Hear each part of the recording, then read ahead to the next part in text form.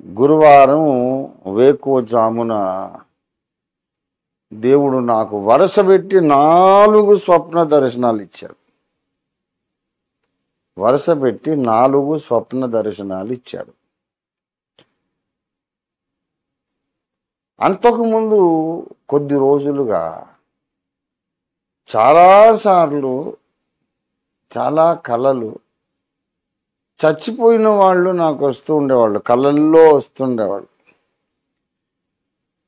వాళ్ళ ముఖం అంతా వాళ్ళు నాకు చాలా ప్రియులు, చాలా కావలసిన వాళ్ళు, నా ఆత్మీయ బిడ్డలు, నా బంధువులు, చచ్చిపోయిన వాళ్ళు వస్తారు నాకు కళలో. లేవగానే సైతాన్ గాడు నాలో నెగటివ్ ఫీలింగ్స్ పెడతాడు. అయిపోయింది నీ పని, వాళ్ళు వచ్చి పిలుస్తున్నారు నేను తీసుకెళ్ళటానికి, నువ్వు వాళ్ళలో కలిసిపోతావు అని వాడు చెప్తూ ఉండడం, నేను కాసేపు అదే నెగటివ్ ఫీలింగ్తో ఉండడం, తర్వాత ప్రార్థన చేసి వాడిని బంధించి వెళ్ళగొడితే వాడు వెళ్ళిపోవడం, నాకు ఆ వేదన తొలగిపోవడం, ఇలా జరుగుతూ ఉంది. మరి తర్వాత ప్రార్థన చేస్తే ఆ ముఖాలు దేవుడు చూపించి అవి దురాత్మలు, చనిపోయిన వాళ్ళ ఆత్మలే రాలేదు బాబు నీ దగ్గరికి, పడిపోయిన దేవదూతలు నీకు ఇష్టలైన మరి దివంగతులైన భక్తుల, నీ ఆత్మీయ బంధువుల ముఖాలు పెట్టుకొని ఆ పడిపోయిన దేవదూతలు దెయ్యాలు వచ్చారు అని దేవుడు తేటగా చూపించాడు. అందుకే వాళ్ళ ముఖం అట్లా ఉంది, వాళ్ళలాగా ఉంది, కానీ వాళ్ళ ముఖంలో నా మీద అభిమానము కానీ ప్రేమ కానీ ఒక గౌరవం కానీ ఏది ఉండేది కాదు. ఒక లైఫ్లెస్గా నిర్జీవమైన ముఖాలు. అదే వాళ్ళు నిజంగా బ్రతికున్నప్పుడైతే పరిగెత్తుకొని వచ్చిన చేయి ముద్దు పెట్టుకొని నా పాదాలు అంటి ఎంత ఎక్సైటెడ్గా ఉండేవాళ్ళు. అయ్యగారు మీరు వచ్చేసారు, మిమ్మల్ని చూసాం ఈ భూమి మీద ఉన్నప్పుడు. మరి వాళ్ళు కళ్ళలోకి వచ్చి నన్ను పరాయోడులాగా ఇలాగ చూడడం, వాళ్ళే అయితే అలా చేయరు కదా కుమారుడా. వాళ్ళు ఎంతో ప్రసన్నంగా ఉంటారు నిన్ను చూసి, కనుక వాళ్ళేమో రాలేదు. సాతాను తన వశములో ఉన్న కొందరు దెయ్యాలను, దురాత్మలను ఆ భక్తుల ముఖాలు తగిలించి వాళ్ళలాగా చేసి పంపించాడు అని ప్రభువు నాతో మాట్లాడారు. సరే, దాన్ని బంధించేసాను. ఇక ఒక వారం రోజులుగా ఆ కళలేమీ రావడం లేదు. ఇక ఈ గురువారము చాలాసేపు ఒక కళ వస్తూ ఉంది. నాకు చాలా ఇష్టమైనటువంటి వృద్ధులైన భక్తిపరులైనటువంటి ఒక జంట, నాకన్నా బాగా పెద్దవాళ్ళు. వాళ్ళ దగ్గరికి నేను ఒక చాలా విలువైన గౌరవప్రదమైన వ్యక్తిని తీసుకెళ్ళి, చాలా పెద్ద ఆయన పెద్దోడే, నాకంటే వీళ్ళు పెద్దోళ్ళే. అలా పరిచయం చేసిన సందర్భంలో వాళ్ళు మాకు భోజనాలు పెట్టారు.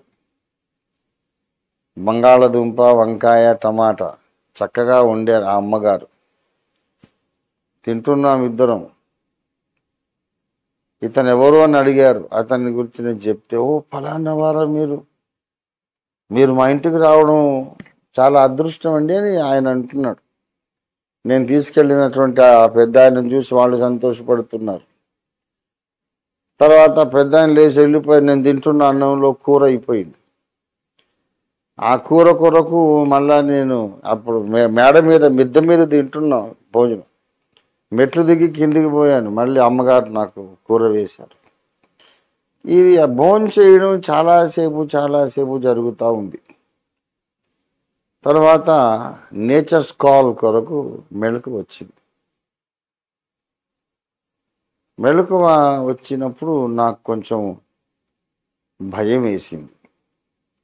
అన్నం తినడం అనేది, భోజనం అనేది కలలోకి రాకూడదు, వస్తే అశుభము అనేది నాకు ఎవరో పెద్దలు చెప్పారు. అది మరణాన్ని సూచిస్తుంది. ఎవరైనా మరణించినట్టే కల వస్తే అదేమి అశుభం కాదు. ఒక వ్యక్తి మరణించినట్టు మనకు కల వచ్చింది అనుకోండి, అదేం అశుభం కాదు. వాళ్ళు అసలే చచ్చిపోరు, మనకు దూరం అవుతారని అర్థం. కానీ ఈ విందు భోజనాలు ఇట్లాంటివి రావడం శుభం కాదు అని పెద్దలు చెప్పారు. కనుక ఏంటి నాకు ఇలాంటి కల వచ్చింది? వారం రోజుల క్రితం దాకా చచ్చిపోయిన వాళ్ళందరూ రావడం, తర్వాత వాళ్ళు అసలైన మనుషులు కాదని దేవుడు బయలుపరచడం, మళ్ళా ఇప్పుడు ఇదేంటి భోజనం వచ్చిందని లేచి ప్రార్థన చేస్తూ ఉన్నాను. ఇంకా అప్పటికి బాగా తెల్లారిపోయింది, 7 అయిపోయింది, 7:15. లేచి నా మంచం మీద కూర్చుండి చాలాసేపు ప్రార్థన చేసి ఈ కలయు దాని భావమును యేసునామంలో నేను రద్దు చేస్తున్నాను. అలాంటిది ఏమైనా ఉన్నా సరే నేను దాని యేసునామంలో రద్దు చేస్తున్నాను. దేవుడు అప్పగించిన పనులన్నీ చేసి ముగించేదాకా దేవుడు నాకు ఆరోగ్యముతో, అభిషేకముతో, ఇహలోక ధన సంపదలతో, ఐశ్వర్యముతో కూడిన దీర్ఘాయుష్యును దేవుడు నాకు అనుగ్రహించునుగాక. దీనికి విరోధమైన శక్తులన్నిటినీ, వ్యక్తులందరినీ యేసునామములో బంధించి పాతాళ లోకానికి విసిరి కొడుతున్నాను అని చాలాసేపు ప్రార్థన చేశాను. చాలాసేపు అంటే ఎక్కువ గంటలు కాదు, ఒక పావు గంట, 20 నిమిషాలు లోపే. యథార్థంగా చెప్పాలి కదా ఉన్న విషయం. అప్పుడే నాకు మనశ్శాంతి వచ్చింది. ఇంకేం భయపడాల్సిన అవసరం లేదు, ఇంకా పడుకో నా కుమారుడా అని దేవుడు మాట్లాడాడు. యేసయ్య ఒక్కోసారి నిద్రపోని కూడా చెప్తారు. చిత్తం తండ్రి నీకు వందనాలు అని పడుకున్నాను. ఎర్లీ మార్నింగ్ డోసెస్ వేసుకొని ఆ మందులు ఏదో వేసుకొని పడుకున్నాను. పడుకున్న తర్వాత 3 దర్శనాలు వచ్చినాయి. అంటే మొత్తం 4. గురువారం డేట్ దాటిన తర్వాత 4 దర్శనాలు. అందులో ఒకటి ఈ భోజనం చేసే ఆ కళ దర్శనము. దాన్ని నేను ఖండించి గద్దించటం, ఆ నెగటివ్ ఫీలింగ్ వెళ్ళిపోవడం జరిగినాక పడుకున్నాక ఇంకా 3. మహావిచిత్రం అండోయ్. ఒక విశాలమైన మైదానం ఉన్నది. ఆ మైదానంలో పెద్ద సోఫా, చాలా విశాలమైన పొడగాటి సోఫా ఉన్నది. ఆ సోఫాలో ఆ చివరన మా నాన్నగారు అద్దంకి స్వామిదాస్ గారు కూర్చున్నారు. ఈ చివరన నాన్నగారికి కొంచెం దూరం నేను కూర్చున్నా సోఫాలో. నాన్నగారిని చూస్తే నిద్రపోతున్నారు ఆయన. సరే నాన్నగారిని డిస్టర్బ్ చేయొద్దు అనుకున్నాను. నేను మెల్లిగా లేచాను అక్కడి నుంచి. లేచిన తర్వాత గమనించాను, నాన్న కూర్చున్నటువంటి స్థలము, నేను కూర్చున్న స్థలం మధ్యలో ఒక మందు పాతర, ఒక బాంబు, పెద్ద విధ్వంసం సృష్టించి ఒక బాంబు లాంటిది, మందు పాతర లాంటిది అక్కడ ఆ సోఫాలో ఇమిడిచారు ఎవరో. ఓహో, నేను లేచేశాను, లేకపోతే అది పేలితే నా సంగతి అయిపోనన్నమాట. మరి ఇప్పుడు ఎట్లా? నాన్నగారికి హాని కదా, ప్రమాదం కదా, ఎలాగా? నిద్రపోతున్నారు, లేపేద్దునా నాన్నని ఎట్లాగా అని అనుకుంటున్నాను. ఈ లోపల ఈ సోఫా మీద ఉన్న మందు పాత్ర లాంటిది ఆ గ్రౌండ్లో కూడా ఇంకొకటి ఉంది. అక్కడ నా శిష్యుడు ఒకతడు పారతో అంత చెక్కి, గడ్డి చెక్కి క్లీన్ చేస్తూ ఉన్నాడు. బాబు, దానికి తగిలిన కనుక పార పేలుతుంది, బాబు ఆగు అని అన్న. ఇదే వయసులో ఉన్నా నేను, ఇదే 60 ఏళ్ళ వయసులోనే ఉన్నాను. మా నాన్నగారు ఉన్నారు, ఇంతే పెద్దగా ఉన్నాను, దైవజనుణ్ణి, సేవకుణ్ణి, ఆ స్టేటసే, పసిపిల్లోడు నేను కాదు. బాబు పారతో ఏదో మట్టి తీస్తున్నావు, చదును చేస్తున్నావు, అక్కడ మందు పాత్ర ఉందిరా చూసుకో, అది పేలుతుందన్న. అతను నా వంక చూసి మంచిదయ్య గారు, మంచిదయ్య గారు అని చెప్పి కొంచెం దూరంగా వెళ్ళి క్లీన్ చేస్తున్నా. ఆ మందు పాత్ర అక్కడే ఉంది. అక్కడ ఒక మందు పాత్ర గ్రౌండ్లో, ఈ సోఫాలో ఒక మందు పాత్ర. మా నాన్నగారు నిద్రపోతున్నారు సోఫా మీద. నేను లేచాను. ఇంకా ఏం చేయాలో అర్థం కావడం లేదు. ఉన్నట్టుండి పెద్ద పేలుడుతో ఆ 2 మందు పాత్రలు పేలినాయి. చాలా పెద్ద పేలుడు, శబ్దం, చాలా పెద్ద శబ్దంతో. అయ్యో నాన్నగారికి ఏమైందని నేను దగ్గరికి వెళ్ళి చూస్తే ఆయన ఏమీ చెక్కు చెదరలేదు. అసలు ముక్కలు ముక్కలు అయిపోయి ఉంటాడు, మాంసఖండాలుగా అయిపోయి ఉంటాడు అనుకున్న. పరిగెత్తి చూస్తే ఆయన నిద్ర కొంచెం భంగమైనట్టు కళ్ళు కొంచెం తెరిచి చూసి చుట్టూ చూసి ఇటు పక్కకు ఒత్తిగిల్లి మళ్ళీ పడుకున్నా. ఓహో, ఏమవ్వలేదు, బాంబులు పేలినాయి కానీ ఏమవ్వలేదు. ఇది ఒక దర్శనం. మీరే ఆలోచించుకోండి, ప్రార్థన చేసేటప్పుడు దేవుడు ఏం మాట్లాడుతున్నాడో ఈ దర్శనాల ద్వారా. సరే, ఎప్పుడైతే నాన్నగారు మళ్ళీ పడుకున్నారో నేను ఇంకా ఈ గ్రౌండ్ను వదిలేసి ఆ గ్రౌండ్ వెనుకట్టు చూస్తే పల్లెటూర్లలో తుమ్మ చెట్లు ఒక కంచెలాగా వేసి గట్టులాగా చేసి సరిహద్దులు చేసుకుంటారు కదా, అలాంటి గట్టు ఉంది వెనక వైపు. ఆ గట్టు దాటి లోపలికి వెళ్ళాను. వెళ్ళగానే అక్కడ వెకేషన్ బైబిల్ స్కూల్ జరుగుతూ ఉంది. ఏస్ క్లబ్, అగాపే చైల్డ్ ఇవాంజలిజం ఏస్ క్లబ్ జరుగుతూ ఉన్నది. ఆ ఏస్ క్లబ్ చూస్తే సులక్షణమ్మ ఉంది.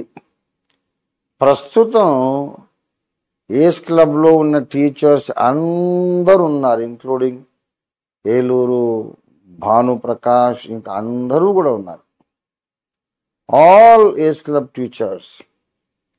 ఇంకా కొందరు పేర్లు చెప్పలేదని మీరేం బాధపడద్దు, ఎందుకంటే మన టీచర్స్ 50 మందికి పైగా ఉంటారు. సులక్షణమ్మ ప్రముఖంగా సూపరింటెండెంట్ కనుక ఆమె చెప్తున్నది. వారం రోజుల VBS. పిల్లలు, తాతయ్య గారు వస్తారు, మనం ఈ లోపల పాఠాలు నేర్చుకుందాము. ఆయన లాస్ట్ డే వచ్చి మన సూపర్ లీడర్ లాస్ట్ డే వచ్చి ఆశీర్వాద ప్రార్థనతో ముగిస్తారు. ఈ లోపల మనం మంచి మంచి పాటలు, మంచి మంచి బైబిల్ పాఠాలు నేర్చుకుందామని సులక్షణమ్మ చెప్తుంది. పిల్లలు మునిపెన్నడూ లేనంత మంది ఉన్నారు. ఎప్పుడో ఒక 1200, 1500, 2000 లోపల 1800 అలాగ ఉండేవాళ్ళు. 3000 మంది పైన వచ్చారన్నమాట. అద్భుతంగా జరుగుతూ ఉంది. మరి చాలా ఆనందం కలిగింది. ఆ లోపల నేను సులక్షణమ్మ దగ్గర వెళ్ళి పిల్లలందరూ సంతోషించారు. తాతయ్య తాతయ్య తాతయ్య వచ్చారు, తాతయ్య వచ్చారు. మంచిది మంచిది పిల్లలు, ఆగండి, అల్లరి చేయకండి అని చెప్పి మరి నేను ముందే వచ్చేసాను. ఆఖరి రోజు వద్దాం అనుకున్నా, ముందే వచ్చేసాను. అక్కయ్యలు అన్నయ్యలు మంచి మంచి పాఠాలు నేర్పిస్తారు, మంచి సాంగ్స్ నేర్పిస్తారు. నేనేదో వాళ్ళకి చెప్పాల్సిన మాటలు చెప్పాను, ప్రార్థన చేశాను. అంకుల్ మీరు ముందే రావడం, ప్రార్థనతో ప్రారంభించడం చాలా సంతోషం. మీరు రాలేరేమో అనుకున్నాను కానీ వచ్చేసారు. అంటే దేవుడు తీసుకొచ్చాడమ్మా అని చెప్పా. తరువాత అన్ని క్లాసెస్ తిరిగాను. పిల్లలందరినీ జనరల్ క్లాస్ కొరకు కూర్చోబెట్టారు. ఒక పాస్టర్ గారిని పిలిచారు, జనరల్ క్లాస్. ఆయన కొత్త మనిషి, ఆయన ఎవరో మనకు తెలియదు, కొత్త మనిషి, అగాపేవాడు కాదు. అతన్ని జనరల్ క్లాస్ కొరకు చెప్పమంటే క్లోజింగ్లో, ఆ మొదటి రోజు క్లోజింగ్ టైంలో మనకెన్నో సమస్యలు వస్తుంటాయి పిల్లలు. ఆయన చెప్తున్నారు ఎన్నో సమస్యలు వస్తుంటాయి. ఎందరో విరోధులు, శత్రువులు మనకు ఈ సమాజంలో ఉన్నారు. అప్పుడు మనం ఏం చేయాలో తెలుసా అంటే, తెలుసు తెలుసు అంకుల్ అని అందరూ అన్నారు. తెలుసు అని మీరు అనుకుంటున్నారు కానీ మీకు తెలీదు. ఏం చేయాలంటే, సమస్యలు ఎప్పుడైనా వస్తే నాకు చెప్పాలి. నాకు ముఖ్యమంత్రి గారు తెలుసు, చాలామంది క్యాబినెట్ మినిస్టర్స్ తెలుసు, క్యాబినెట్ ర్యాంక్ మినిస్టర్స్ తెలుసు, చాలామంది పోలీస్ అధికారులు, ఎమ్మెల్యేలు, చాలామంది ధనవంతులు నాకు తెలుసు. అందుచేత మనకు ఏ సమస్య వచ్చినా మనం పరిష్కరించుకోవచ్చు.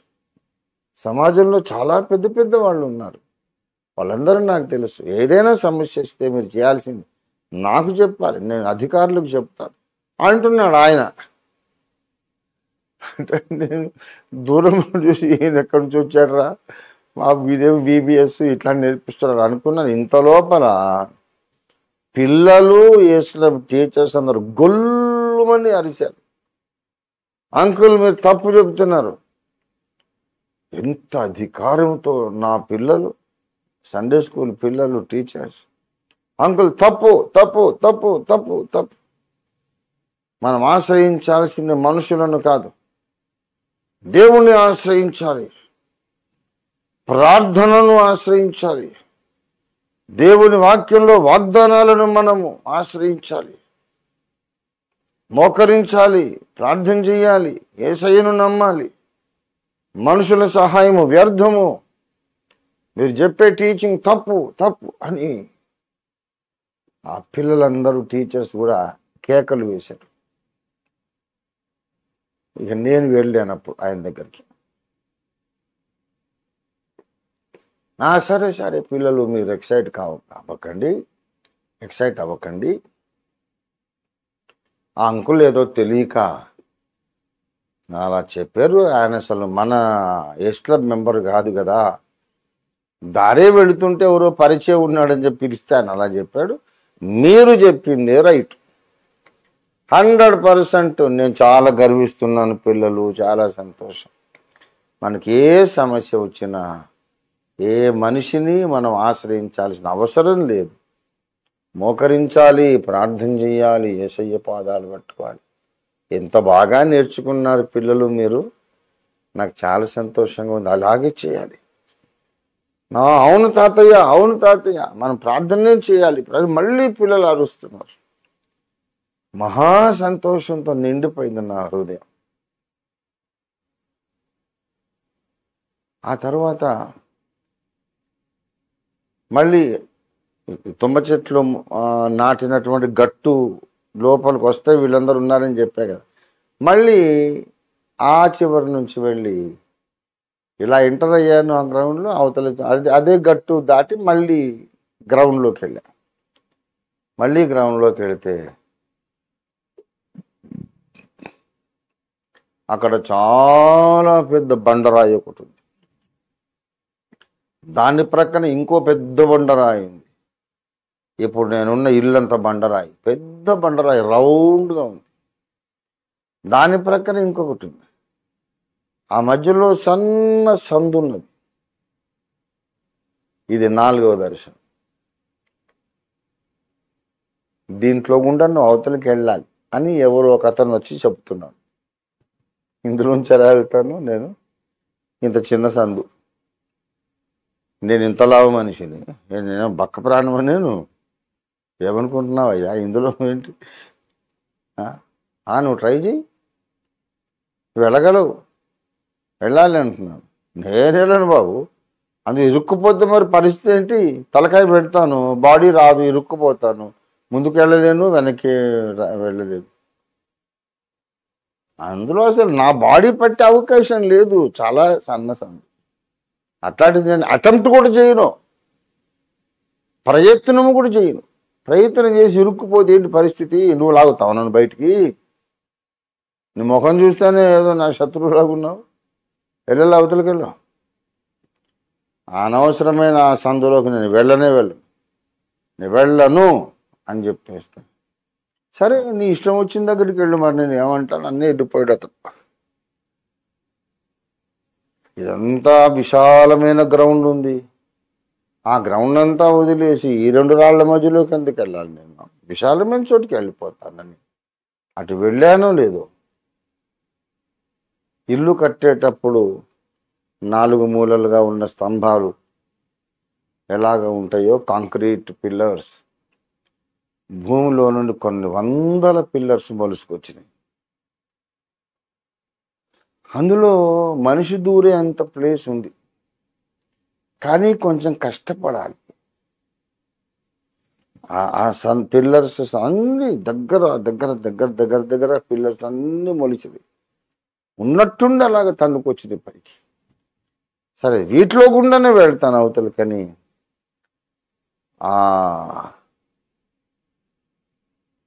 ఒక సందులోకి ఎంటర్ అయ్యాను. రెండు స్తంభాల మధ్యలో. పర్వాలేదు, ప్రవేశించినాక కొంచెం స్పేషియస్గానే, కొంచెం విశాలంగానే ఉంది, మరీ ఎంత ఇరుకెళ్ళలేదు అనిపించింది. అక్కడి నుంచి మళ్ళీ ఇటు లెఫ్ట్కి తిరిగాను.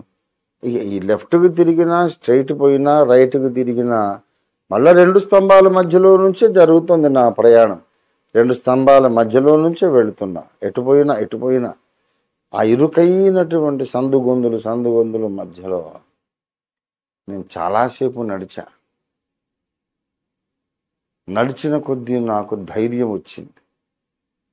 ఆహా, పర్వాలేదు, బయట నుండి చూస్తే అంత అడవిలాగా, ఇందులో ఎవడు దూరలేడు, ఎవడు అవతలికి వెళ్ళలేడని అనిపించింది. కానీ ప్రవేశించినాక ఇవి దారి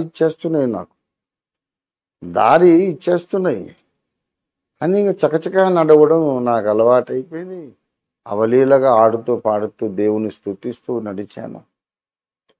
కాసేపు అయ్యాక ఆ స్తంభాల అడవి అంతం అయిపోయింది. మళ్ళీ విశాలమైన గ్రౌండ్లో నేను అడుగుపెట్టాను. అప్పుడు ఎవరో ఫోన్ చేశారు, మెళుకు వచ్చింది. ప్రియ దేవుని బిడ్డలారా, ఈ 4 దర్శనాలు ఏమిటని ప్రభువుని నేను అడిగా. అదేమిటంటే, అసలు నువ్వు నీ వంశమంతా కూడా సర్వనాశనం అయిపోయే ప్రయత్నము మంత్రాల ద్వారా చేశారు. నీ వంశము నీవు మొత్తం సర్వనాశనం అయిపోయే మంత్రాలు ప్రయోగించారు. బాంబులైతే పేలినాయి, కానీ నీకు మీ నాన్నగారికి ఏ హాని కలగలేదుగా. నువ్వు నీ కుటుంబం సేఫ్ అని మొదటి కళకు దేవుడు అర్థం చెప్పాడు. ఆ తర్వాత మరి ఎప్పుడైతే ఈ సండే స్కూల్ దర్శనం వచ్చిందో, ఎక్కువ మనుషులను ఆశ్రయించొద్దు. నీకు బాగా గొప్ప గొప్ప పరిచయాలు ఉన్నాయి. నిన్ను కొంతమంది రాష్ట్ర ముఖ్యమంత్రులే గుర్తుపడతారు. కేంద్ర రాష్ట్ర ప్రభుత్వాల్లో ఉండే ఉన్నతాధికారులు గుర్తుపడతారు. ఎందుకంటే సుదీర్ఘమైన సేవ కదా, 45 సంవత్సరాల సేవ. మనమేదో గొప్పోళ్ళమని కాదు, కానీ ఇంత సుదీర్ఘకాలం సేవ చేసి ఇన్ని వందల సంఘాలు కట్టిన వాడు ఎలాగైనా పబ్లిక్లో కాస్త పరిచయాలు ఉంటాయిగా. అయితే నువ్వు మనుషులను ఆశ్రయించొద్దు. మనుషులను దేవుడు వాడుకొని సహాయం చేయాలంటే ఆయన చేస్తాడు, కానీ నీ గురి మాత్రం యేసయ్య మీద ఉండాలి, ప్రార్థన మీద ఉండాలి, దేవుని వాగ్దానాల మీద ఉండాలి. చిన్న పిల్లల నోట నేను సత్యం పలికించాను, అంకుల్ మీరు చెప్పేది తప్పు, అసలు మనుషులను ఆశ్రయించొద్దు, మానవుడు ఎంతటి వాడు, మనం దేవుని ఆశ్రయించాలి అని పిల్లలు ఎంత బాగా చెప్పారు. ప్రియా దేవుని బిడ్డలారా, మరి ఆ పిల్లలకు ఉన్నంత జ్ఞానము, విశ్వాసం, భక్తి కొందరు పెద్దవాళ్ళకే లేదు అనే విషయం దేవుడు చూపించాడు. ఆ వేరే ఒక పాస్టర్ గారు, ఆయన మంచిగా ఇట్లాగా మెయిన్ లైన్ చర్చెస్లో స్పెషల్ కాలర్ ఉంటుంది కదా, ఆర్డైన్డ్ రెవరెన్స్, అలాగ ఉన్నాడు ఆయన. చాలా గౌరవప్రదమైన వ్యక్తి. కానీ ఈ చిన్న పిల్లలకు, పసికూనలకు ఉన్నటువంటి బలమైన విశ్వాసం ఈనాటి నాయకులకు లేదు. అందరూ మనుషుల మీద ఆధారపడుతున్నారు.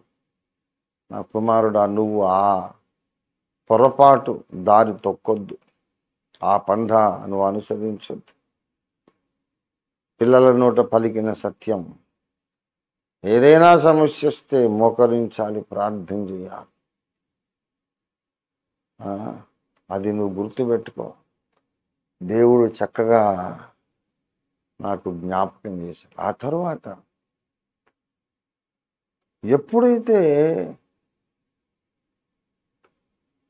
ప్రార్థనలోనే నేను కొనసాగాలి, ప్రార్థన ద్వారానే జయించాలి, ప్రార్థనే నాకున్న ఏకైక ఆయుధం, ప్రార్థనే నాకున్న రికమెండేషన్, అంతా నాకు ప్రార్థనే నా సర్వస్వం అనే ఆ యొక్క గ్రహింపుకు, తీర్మానానికి ఎప్పుడైతే వచ్చానో అప్పుడు దేవుడు ఆఖరి దర్శనం చూపించాడు. ఎవరో నన్ను ఏదో పెద్ద సమస్యలు ఇరికించాలని చూశాడు. వాడు ఫ్రెండ్లీగా లేడు. వాడు ఇందులో పో, ఈ రెండు బండల సందులోకి వెళ్ళు అని చెప్పిన వాడు పెద్ద గుండ్రాళ్ళు, చాలా పెద్ద గుండ్రాళ్ళు. ఒకటి 30 అడుగులు ఎత్తుంది, 30 అడుగులు ఎత్తుంది అంత. ఆ సందులోకి బొమ్మన్నాడు. అంటే నన్ను ఇరికించేసేయాలని. అయితే దేవుని ఆత్మ నాకు వివేకం అనుగ్రహించి నేను హెచ్చరిక పొంది అందులోకి వెళ్ళాలి, లేకపోతే ఇరుక్కుపోయేవాడిని. సరే, నీ ఇష్టం వచ్చిన చోటుకి పోని వెళ్ళిపోయాడు వాడు, దుర్మార్గుడు. వాడు వెళ్ళిపోయాక నేను ఆ సందులోకి వెళ్లకుండా వేరే మార్గంలోకి వెళదామనుకుంటే అక్కడ అన్ని ఆటంకాలను నా శత్రువులు తయారు చేశారు. ఆ ఆటంకాల మధ్యలో విచిత్రంగా దేవుడు ఇరుకులో విశాలత, ఇరుకులో విశాలత, ఇరుకులో విశాలత. అయ్యో, ఇంత చిన్న సంద అనిపిస్తోంది, అడుగు పెట్టగానే కొంచెం ఎడమిస్తోంది. అలా చకచక నడుస్తున్నా, నేను ఇబ్బంది పడలేదు. ఎక్కడ ఇరుక్కుపోయినట్టు, ఇలా కష్టంగా బయటకు వచ్చినట్టు లేనే లేదు. స్ట్రైట్గా వెళ్ళినా, లెఫ్ట్కి తిరిగినా, రైట్కి తిరిగినా, మళ్ళీ స్ట్రైట్గా వెళ్ళినా, తిన్నగా వెళ్ళినా చిన్న సంద అనిపిస్తోంది. నేను ముందుకు సాగగానే అది వెడల్పు అయిపోతా ఉంది. అలా చకచక నడిచి అవతల దరి చేరాను. అంటే దుష్టుడు, మన శత్రువులు మనకు ఎన్ని ఆటంకాలు సృష్టించినా ఆ ఆటంకాల మధ్యలో మన ప్రాణనాథుడు యేసయ్య మనకు దారి కలిగిస్తాడు. యథార్థవంతులకు చీకటిలో వెలుగు పుట్టును, వారికి వాడు దుర్వార్తకు జడియడు. యథార్థవంతులకు దేవుడు సహాయకుడై ఉంటాడు. బైబిల్ నిండా ఇవే వాగ్దానాలు. కనుక నీతిమంతునికి కలుగు ఆపదలు అనేకములు, వాటన్నిటిలో నుండి యెహోవా వానిని విడిపించను. ఇన్ని వరసపెట్టి స్వప్న దర్శనాలు, ఒకటే రాత్రి రావడం, ఒకటే దినం రావడం నా జీవితంలో ఇది మొట్టమొదటిసారి. అసలు మా నాన్నగారు ఎందుకు వచ్చారు, నేను ఆయన ఏమి జ్ఞాపకం చేసుకుంటూ పడుకోలేదు. ఆ 2 మందు పాత్రలు భయంకరంగా పేలినాయి. నేను సేఫ్గా ఉన్నా, మా నాన్న సేఫ్గా ఉన్నా. ఆయన అలవోకగా ఏమి పట్టించుకోకుండా అలాగా ఏంటి అన్నట్టు అలా కళ్ళు తెరిచి చూసి పక్కకు ఒత్తిగిరి మళ్ళీ పడుకున్నాడు. మంచి గురక పెడతాడు మా నాన్నగారు, నాలాగే. అది నేనే మా నాన్నలాగా గురక పెడతాను. ప్రియులారా, నాన్నని చూశాననే సంతోషం కలిగింది. తర్వాత మమ్మల్ని కుటుంబముగా సర్వనాశనం చేయాలి అనుకున్న ఆ బాంబులు పేలినాయి కానీ మా ఒక్క వెంట్రుక కూడా కాలలేదు. ఎంత అద్భుతమైన విషయమో. ఇంకొక మంచి సంగతి చెబుతా. బళ్ళుమని పేలింది కదా, గ్రౌండ్లో మందు పాతరా. నా శిష్యుడు అక్కడ ఉన్నాడు, వాడు కూడా ఏమీ దెబ్బతినలేదు. చాలా సింపుల్గా పేలిన దాని వైపు చూసి పారతో పని చేసుకుంటూ ముందుకెళ్ళిపోయాడు. అంటే నన్ను, నా కుటుంబాన్ని, నా ఆత్మీయ బిడ్డలను ఈ మంత్రశక్తులు ఏమీ చేయలేకుండా వాటిని మన దేవుడు నిర్వీర్యం చేసేసాడు. అవి నాకు తగలవు, మీకు తగలవు. దేవునికి స్తోత్రం కలుగునుగాక. విచిత్రం, ముందు ఆ అన్నం అనే దర్శనం మాంత్రికులు పెట్టినటువంటి పీడకల. ఆ అన్నం నేను తిని లేచి కూర్చొని భయం వేసేది, రాకూడదు అశుభం కదా అని కొంచెం గాబరా పడడం, అదంతా కూడా పీడకల, పీడకల, పీడకల, సాతాను పంపించిన పీడకల. ఈ కళను, దాని భావమును యేసునామములో బంధించేస్తున్నా అని ప్రార్థనలో కూర్చొని పోరాడమని దేవుడే నాకు చెప్పాడు. చాలా నిద్ర వస్తోంది, పడుకోవాలని చాలా శరీరం డిమాండ్ చేస్తుంది, నిద్రపోవాలని. దేవుడు అన్నాడు, ఇప్పుడు నువ్వు నిద్రపోవద్దు, నువ్వు నిద్రపోవద్దు కుమారుడా, కూర్చో, ప్రార్థన చేయి. ఆ కళను, దాని భావమును బంధించు. ఆ కలయు, దాని భావమును, దాన్ని నా మీదికి పంపిన వాళ్ళ మీదికి వెళ్ళిపోవును గాక అని ఆజ్ఞాపించమన్నాడు యేసయ్య. ఒక 15 గంట 18 నిమిషాలు అలాగా అదే పని చేశా. మొత్తం ఆ చీకట్లన్నీ వెళ్ళిపోయాయి. ఆ తరువాత ఈ 4 దర్శనాలు, నేను, స్వామిదాస్ గారు, మా నాన్నగారు ఉన్న దర్శనం, వెకేషన్ బైబిల్ స్కూల్ దర్శనం.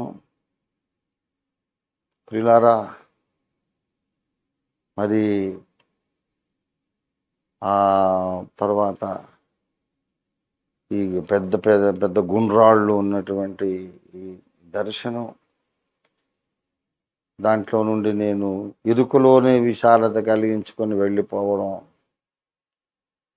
ఇవన్నీ చూస్తుంటే దీని total gist of all the 4 or 5 visions ఏమిటంటే, మన మీద జరిగినంత పెద్ద స్థాయిలో కుట్ర ఏ మినిస్ట్రీ మీద, ఏ సేవకుడి మీద ప్రపంచ చరిత్రలో జరగలేదు.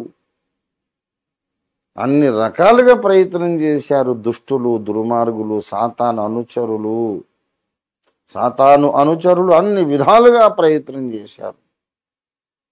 కానీ దేవుడు మనకు సంరక్షణ ఇచ్చాడు. బాంబులు పేరినాయి కానీ మనకేం కాలే, మనకేం జరగలేదు.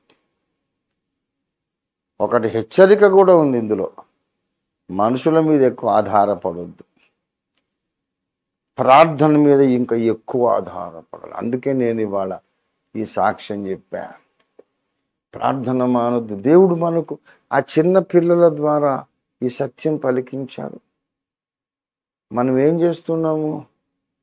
నాకు చట్టం తెలుసు, అధికారులు తెలుసు, ఏదైనా నేను కేసులు పెడతాను, సాధించుకుంటాను అంటున్నాం. సరే, ఆ కేసులు పెడతారో సాధిస్తారో లేదా అది వేరే విషయం. కానీ మన గురి ఏమై ఉండాలంటే, ప్రతి సమస్యను ప్రార్థనతోనే ఎదుర్కోవాలి, ప్రార్థనతోనే పరిష్కరించుకోవాలి. మోకాళ్ళ మీద ప్రార్థనలోనే మనం అన్ని యుద్ధాలు జయించాలి. వారి విశ్వాసము ద్వారా రాజ్యములను జయించింది. మనం అదే పని చేయాలి. ఆ హెచ్చరిక కూడా దేవుడు ఇచ్చాడు. నేను చాలా సంతోషించా. ప్రభువా, నా బలహీనత చూసి నాతో మాట్లాడావు ఆ చిన్న పిల్లల ద్వారా. నాదదే మనస్తత్వం. ఏదన్నా విషయం ఉంటే అన్నిటికీ మోకరించి ప్రార్థన చేయడం ఏంటి? ప్రార్థన ఎలాగూ చేస్తాము, చేయకుండా ఉంటాం ఏంటి? ప్రార్థన చేస్తాం, కానీ మనకున్న ఇన్ఫ్లుయెన్స్ కూడా ఉపయోగిద్దాము అని ఇటు ప్రార్థనకి మన పలుకుబడికి 50-50% సమానమైన ప్రాధాన్యతనిచ్చేవాడిని. కానీ ఇప్పటి నుండి నేను కూడా ఆ విషయంలో మారు మనసు పొందుతున్నాను. ప్రార్థనతో సమానమైనటువంటి ప్రాధాన్యత, ప్రాముఖ్యత మన పలుకుబడికి, మన ఇన్ఫ్లుయెన్స్, మనకున్నటువంటి పోరాట పటిమ, మన ధైర్యము, మనం పెట్టగలిగే కేసులు, మన నెట్వర్క్, దీనికి మనం ఇవ్వద్దు. ప్రార్థనతో ఏది సమానం కాదు. దేవుడే మనకు తోడై ఉండకపోతే ఏ ప్రభుత్వాధికారి మనకు సహాయం చేయలేడు. మన యేసయ్య పాదాలు పట్టుకోవాలి, మరింత పట్టుదలతో ప్రార్థన చేయాలి. ప్రియా దేవుని బిడ్డలారా, నేనైతే ఇవాళ దినమంతా ఆనందభరితుడైపోయి ఉన్నాను. నా యేసయ్య నాతో మాట్లాడాడు. ఈ స్వప్న దర్శనాల ద్వారా మాట్లాడాడు. ఇవి లేఖనానుసారంగానే కనబడుతున్నాయి.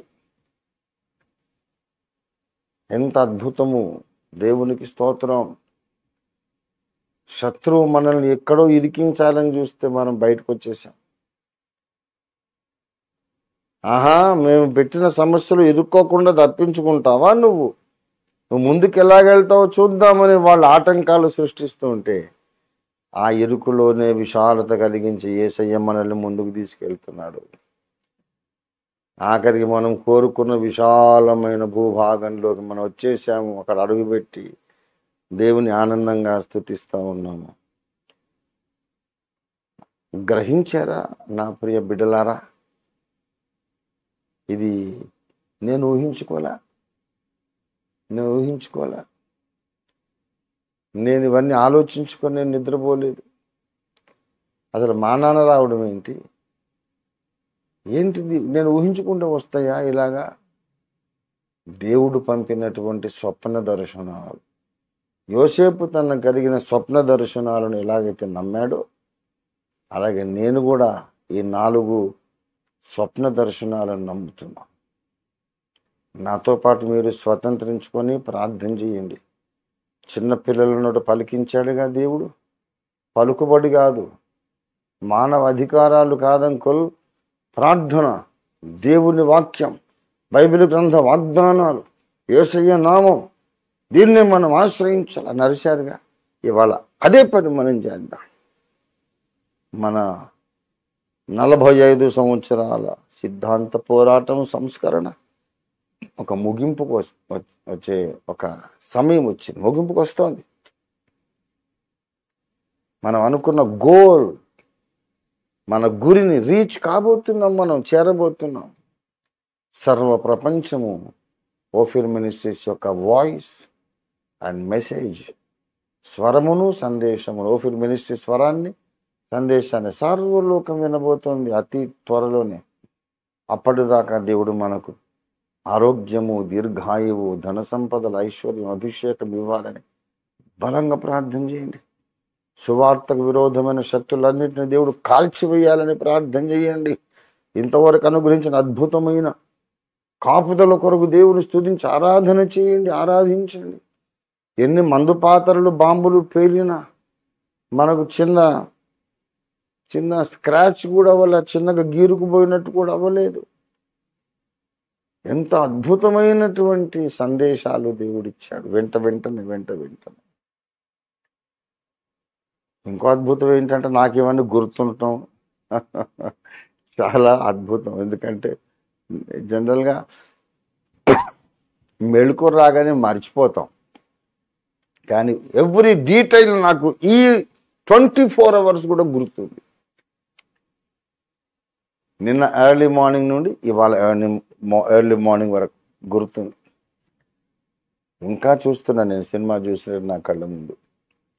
అంటే దేవుడు చూపించిన దర్శనం అయితేనే అలాగా పర్మనెంట్గా ముద్ర పడుతుంది అన్నమాట.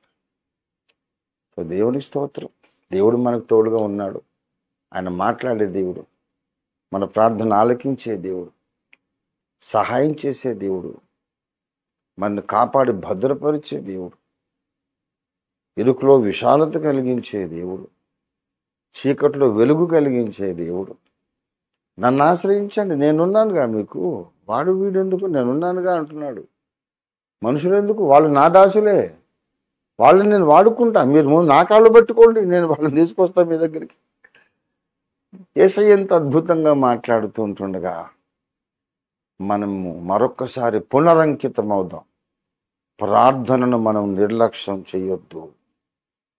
ప్రార్థన ద్వారానే అన్ని సమస్యలను జయించి దేవుడు అప్పగించిన దర్శనాన్ని సంపూర్తిగా నెరవేర్చి ప్రపంచ విజేతలుగా మనం క్రీస్తు న్యాయపీఠం ముందుకు వెళ్ళి నిలబడదాం.